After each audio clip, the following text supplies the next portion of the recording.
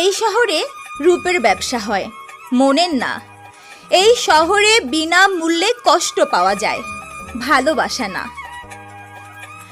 জীবনটা বড্ড ক্ষণস্থায়ী, ভালো করারই সময় কম, মন্দ কাজ করার সুযোগ কই। ভালো মানুষ সাজার ভান না করে ভালো মানুষ হয়ে গেলেই তো হয়। কোনো কথা শোনা মাত্রই যাচাই না করে বিশ্বাস করবেন না, কেননা মিথ্যা কথা সব সময়ই সত্যের চাইতেও তীব্রতর।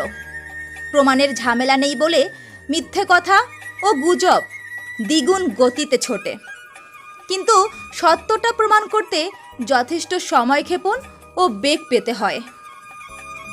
আজকে থেকে ঠিক 999 দিন পরে আপনার অবস্থান কোথায় হবে?